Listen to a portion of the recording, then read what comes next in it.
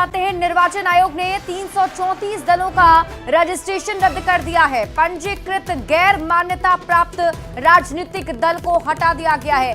नियमों का पालन न करने पर इलेक्शन कमीशन ने बड़ी कार्रवाई की है। दरअसल 6 साल से चुनाव न लड़ने पर भी इलेक्शन कमीशन की ये कार्रवाई हुई है।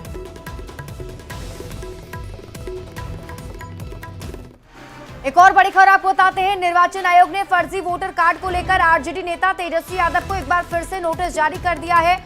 आयोग का कहना है कि प्रेस कॉन्फ्रेंस में तेजस्वी यादव ने जो वोटर आईडी कार्ड RAB291620 दिखाया वो आयोग द्वारा जारी नहीं किया गया है और वो फर्जी है। आयोग ने इसे कानूनी अपराध बताते हुए 16 अगस्त शाम 5 बजे तक ये कार्ड जमा करने के निर्देश दिए हैं, अन्यथा कानूनी कार्रवाई की जाएगी।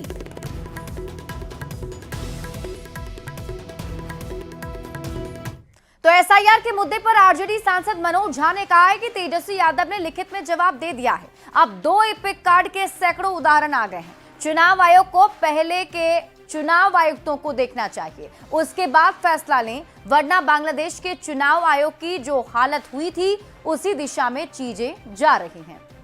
देखिए, मैं तो सीधे कहता हूं, तेजस्वी जी ने जवाब दे दिया, लिखित में जवाब दे दिया, अब आप करो फैसला। अब तो सैकड़ा उदाहरण आ गए हैं 2 EPIC कार्ड के। क्या ये दिक्कत क्या है ना, चुनाव आयोग के अंदर इतना एरोगेंस, क्या होता है ना कि एरोगेंस तब सही है जब आपके अंदर विजडम हो, संवेदनशीलता हो, जायज मान लेंगे। इग्नोरेंस प्लस एरोगेंस हॉलमार्क हो गया इस चुनाव आयोग का। तो एसआईआर के मुद्दे पर राजद सांसद मनोज झा ने कहा कि चुनाव आयोग को पहले के चुनाव आयुक्त को देखना चाहिए, उसके बाद फैसला लेना चाहिए, वरना बांग्लादेश के चुनाव आयोग की जो हालत हुई थी उसी दिशा में चीजें जाती हुई नजर आ रही हैं और इस पर बवाल मच गया है और इस पर जेडीयू और बीजेपी ने पलटवार किया है। वक्फ संशोधन बिल के समय भी जेपीसी ने सभी दलों से राय मांगी थी, लेकिन उस समय भी राष्ट्रीय जनता दल ने अपना कोई सुझाव नहीं दिया था। ठीक इसी प्रकार एसआईआर बिहार में इलेक्शन कमीशन ने विपक्षी दलों सहित सभी दलों के नेताओं से 15 व्यक्तियों का नाम, वैसे जिनका 2-2 इपिक नंबर है, मांगा था, लेकिन राजद सहित अन्य कोई दल के नेताओं ने इलेक्शन कमीशन को अभी तक कोई नाम नहीं सुझाया है। बिहार के नेता प्रतिपक्ष तेजस्वी यादव के पास 2 मतदाता पहचान पत्र नहीं है। तेजस्वी जी ने जो मतदाता पहचान पत्र प्रेस कॉन्फ्रेंस में दिखाया, चुनाव आयोग कह रहा है कि वो मतदाता पहचान नंबर का पहचान पत्र तो चुनाव आयोग ने कभी निर्गत ही नहीं किया। इसका मतलब वो फर्जी दस्तावेज है। मनोज झा जी, फर्जी दस्तावेज, वो भी मतदाता पहचान पत्र जैसे दस्तावेज का फर्जीनामा एक संज्ञेय अपराध है। चुनाव आयोग एसआईआर पर दाएं बाएं झांकने के बजाय स्पष्ट शब्दों में ये क्यों नहीं बताता वोट की चोरी कर रहा है?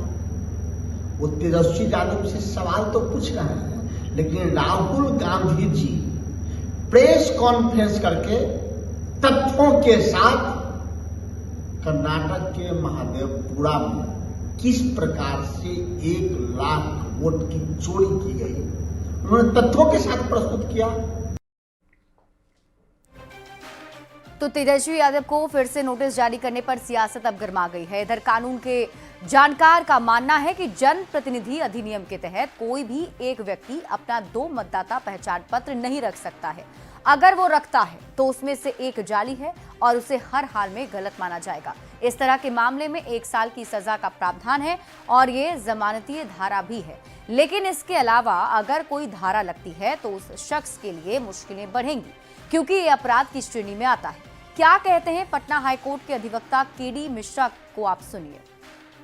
देखिए, जनप्रतिनिधित्व अधिनियम के तहत 17 और 18 क्लियर कहा है कि कोई भी व्यक्ति अपना 2 इपिक यानी पहचान पत्र निर्वाचन आयोग द्वारा जारी नहीं रख सकता है। अगर ये कहे तो जाली है तो वो कूट रचना माना जाएगा। और जनप्रतिनिधित्व अधिनियम के तहत 17-18 के उल्लंघन में 31 में पनिशमेंट है, जो दंड का प्रावधान दिया गया है। उसके तहत 1 साल की सजा और जमानती है। लेकिन इसके अलावे अन्य कोई पेनल सेक्शन, जैसे पीसी एक्ट लगता है, उसके साथ आईपीसी भी लगता था, बीएनएस भी लगता है, अगर कोई और लगता है मुश्किलें तो बढ़ेगी। और इसी बीच आपको पटना से बड़ी खबर बताते हैं। बड़ी जानकारी सामने आ रही है। चंदन मिश्रा हत्याकांड में गिरफ्तारी की खबर मिल रही है। शूटर रुद्रा पांडे गिरफ्तार किया गया है। हथियार सप्लाई करने वाला राजेश यादव भी गिरफ्तार कर लिया गया। 5 में से 4 शूटर की गिरफ्तारी हो चुकी है। गैंगस्टर चंदन मिश्रा की 17 जुलाई को हत्या हुई थी। पटना के पारस हॉस्पिटल में घुसकर अपराधियों ने इस वारदात को अंजाम दिया था, जिसमें पुलिस की टीम को एक और बड़ी सफलता मिली है। चंदन मिश्रा हत्याकांड में शूटर रुद्रा पांडे गिरफ्तार किया गया है और हथियार सप्लाई करने वाला राजेश यादव भी गिरफ्तार हुआ है।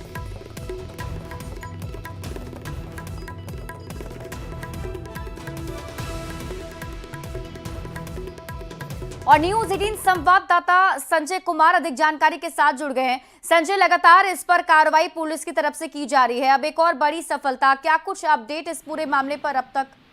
जी, निश्चित तौर पर एक बहुत महत्वपूर्ण कामयाबी है, क्योंकि जैसा कि आपको पता है इसमें 5 शूटर है। सीसीटीवी फुटेज में 5 की तस्वीर आई थी, तो इसमें पुलिस ने 4 शूटर को गिरफ्तार कर लिया था। एक शूटर अब भी एब्सकॉन्ड कर रहा था। तो पुलिस ने आज महत्वपूर्ण काफी हासिल की है सफलता, और रुद्रा पांडे को गिरफ्तार कर लिया है। इसके अलावा राजेश यादव भी गिरफ्तार कर लिया गया है। तो इसमें जो 5 शूटर थे उनकी गिरफ्तारी हो गई है।